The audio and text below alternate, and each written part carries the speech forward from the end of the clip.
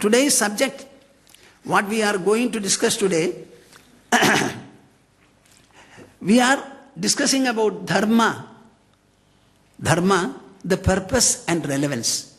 The word Dharma is a Sanskrit word. We should understand that it is a Sanskrit word. And it is derived from there. Maybe we are using it in Hindi and so many other languages. Where from has this word come? So the word Dharma indicates etymologically something. So there is a conceptual dimension or a conceptual worth of the word. There is also Dharma in application or in perseverance or pursuit form. So one is we have to understand the word and thereafter also understand how does it apply itself in our actual life. So the functional aspect has also the meaning, the etymological aspect, the conceptual aspect, both are there. So initially, Dharma is a concept. What does it mean in our actual life? What are the limbs or constituents of Dharma when we think about it? We have heard about it. Now I have to pursue it, persevere after it. What are the limbs or the constituents? Does it mean that by the pursuit of Dharma, we will have some benefit or positive gain? On the other hand, if we deny to pursue Dharma, will there be a disadvantage, and is it something serious and colossal? When we pursue Dharma, what is the very concept? What is that foundation? How do you understand it and relate it properly? And is there any progress in the dharmic pursuit and fulfillment? These are some of the points that you should always think about. Here is the celebrated statement, Dharana dharma ityahuhu dharmo dharayati prajaha. The beautiful definition. Dharanad dharma ityahuhu dharmo dharayati prajaha. The word dharma is so derived from dhr, to sustain, to sustain. Very recently I have started hearing about a sustainable civilization, a sustainable scientific progress. I don't think we are living upon the earth in a manner in which the earth's solidarity will be sustained. We have caused so much of global warming. This is going to destroy the very life upon the earth, make it impossible for us. I was told that by the end of this century, there will be an increase in global warming by 2.8 degrees Celsius. It should be within 1 degree.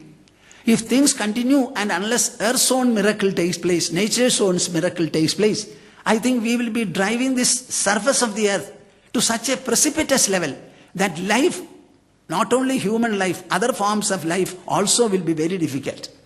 So are we living in a proper manner? Is it enough if you and I live for a short while, maybe a few decades, and we depart? This earth has been hosting a number of denizens, not merely human beings, a number of other creatures. All the life forms should continue to be beautiful, healthy and vigorous here.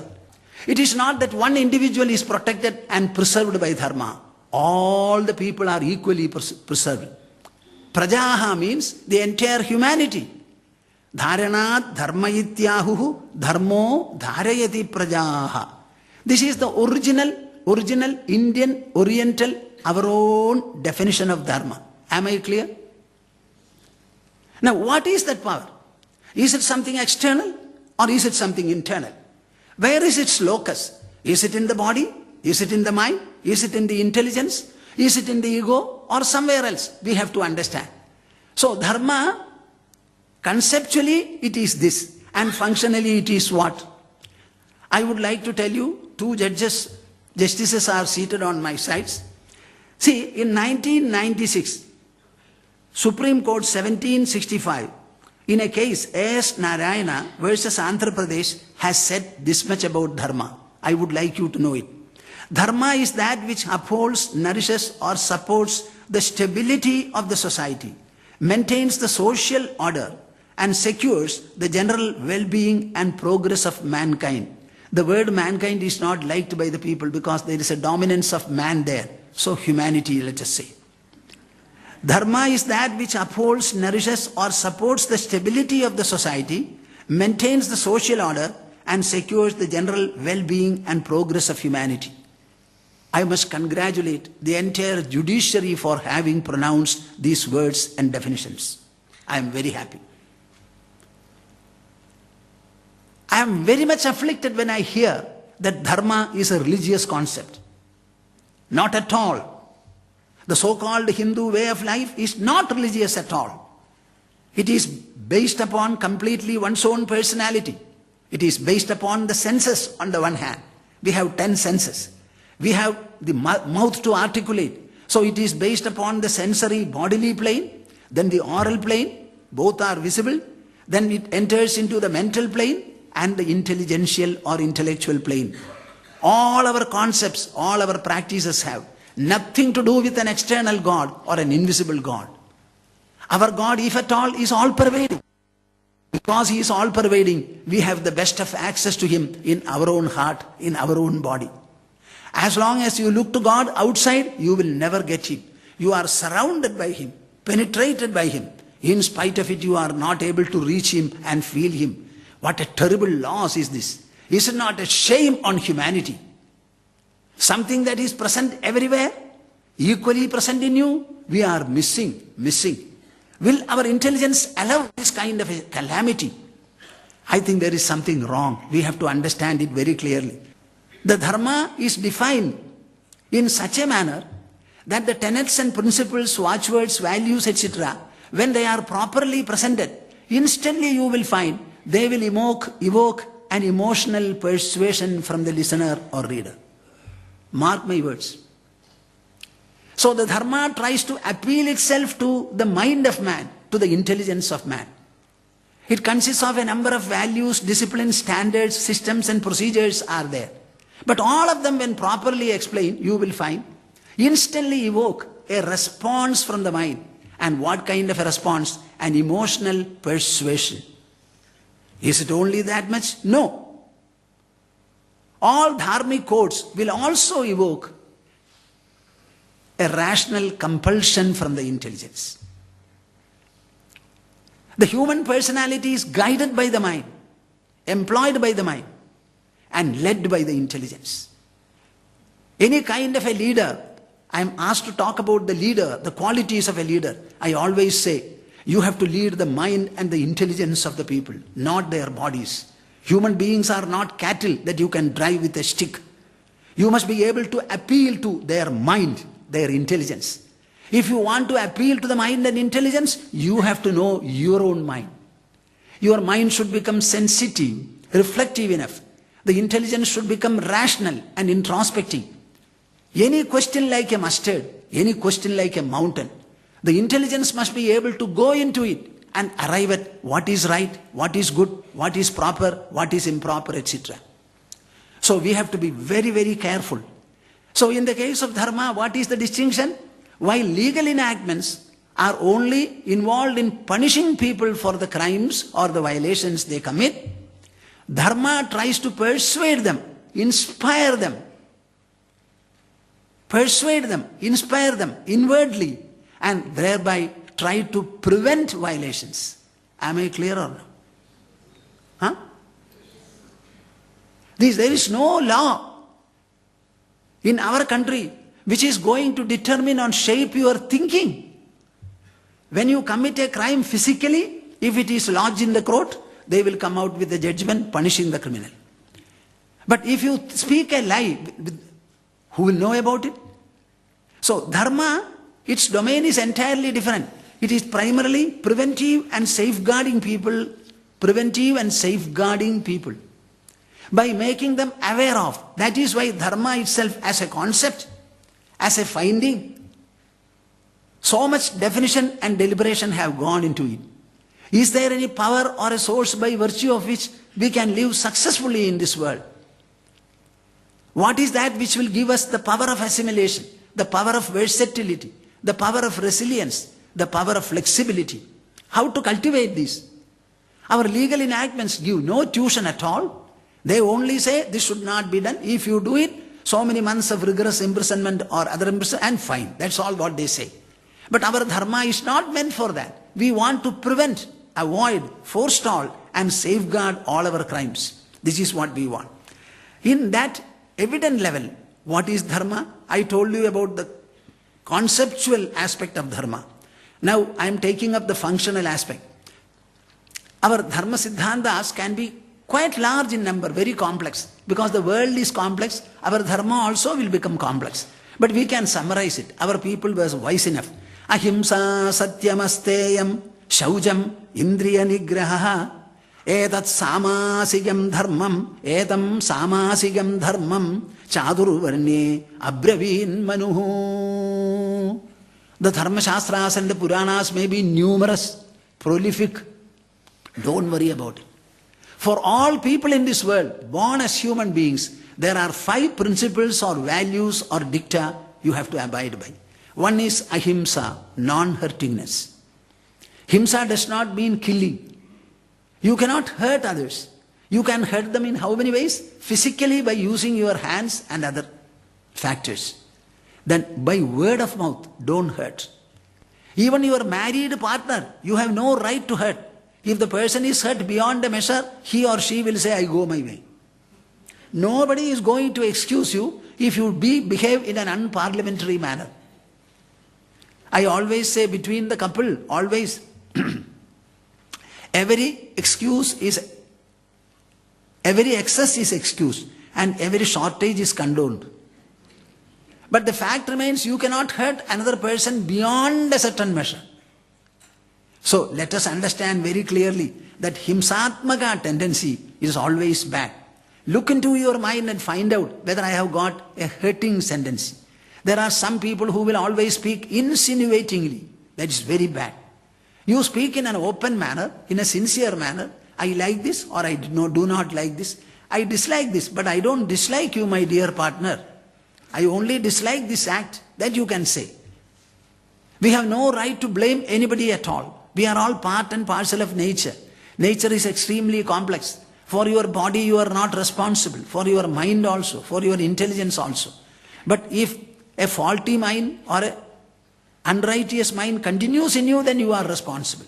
To begin with, you are not responsible. So ahimsa. Another is satyam, truthfulness. Truthfulness. The truthfulness can never be replaced by anything else. That is why we chose the motto, Satyameva Jayate. You know, at that time, so many people with a lot of cultural patriotism, austere patriotism, etc., they were leading the country. So they were very grateful for the culture of the land. So they selected a very good motto and very good national flag also. So Satyameva Jayate, that's Satya. When people say, they tell me, quite a number of children, Swamiji, you say, Satya, Satya.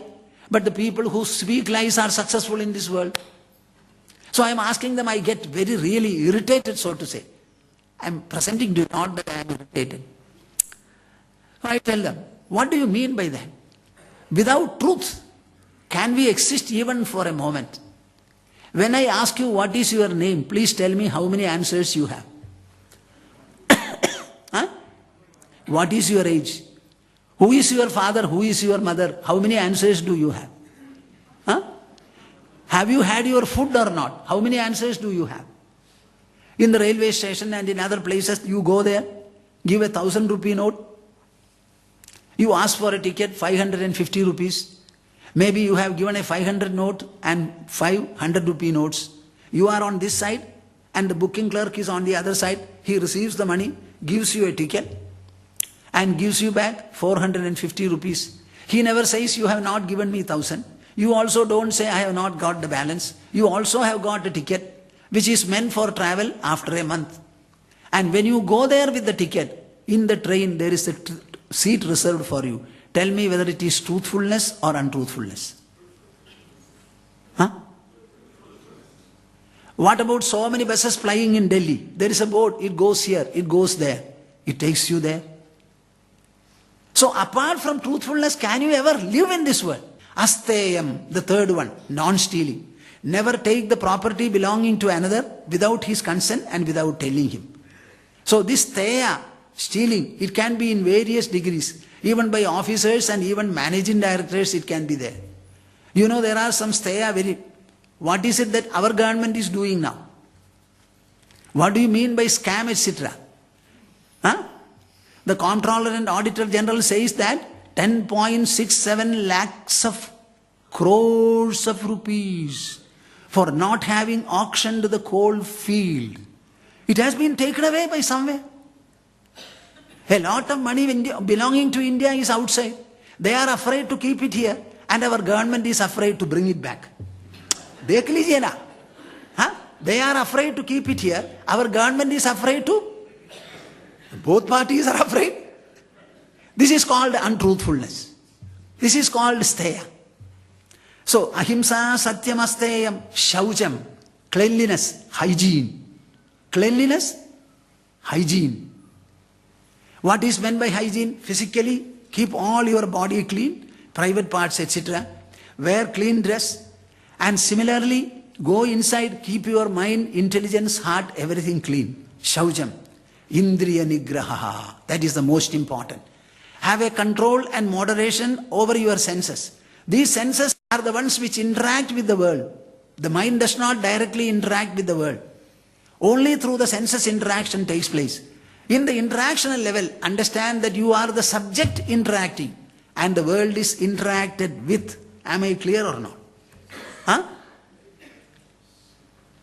My eyes may see, my ears may hear, my tongue may taste, my nose may smell. All these are different actions. In all these actions, different objects are interacted with. But the interacting subject, namely me, the individual, I remain the same. So the control and moderation are necessary in the sensory level. Indriya nigraha. A Raja should have sensory control. Our present Rajas are ministers, prime ministers, etc., president, etc. They must have sensory control. If they don't have sensory control, so many scams will take place here again. That senses, what is it that you want to enjoy? You want to see luxury. You want to hear luxury. You want to sense luxury. That's it. So the sensory nigraha is very, very important. Etam samasigam dharmam. This is the very common and general dharmic functional pursuit, dharmic codes for all people in this world. And Manu has prescribed it. Chadurvarne abreveen Manu. And the whole dharma can be simplified. Shruyatam dharma sarvaswam shutva chaiva avadharyadam atmanah pratigulani paresham na samacharet. Our dharma shastras are prolific. So you cannot read and exhaust them. So here is a simple formula. Listen to the whole of Shruyadam Dharma Sarvaswam. All the dissertation on dharma, listen to. Shrutva jaiva abadharyadam. After listening to, grasp it, preserve it, cherish it, keep it in your memory and be guided and inspired by it. What is that? Atmanah pratigulani paresham na samajare. Whatever you consider harmful, hurting or detrimental to yourself, don't inflict it on another. The ultimate check is not God. It is oneself. Would you like your property or goods or money to be stolen by another? You will like. Then don't steal. If you are rebuked, will you like? So don't rebuke others. If somebody imputes motive when it is not there in you, you will not like. Don't impute motives to the others. First of all, pinch and see whether you like it. Don't pinch others. This is all the Dharma Shastra.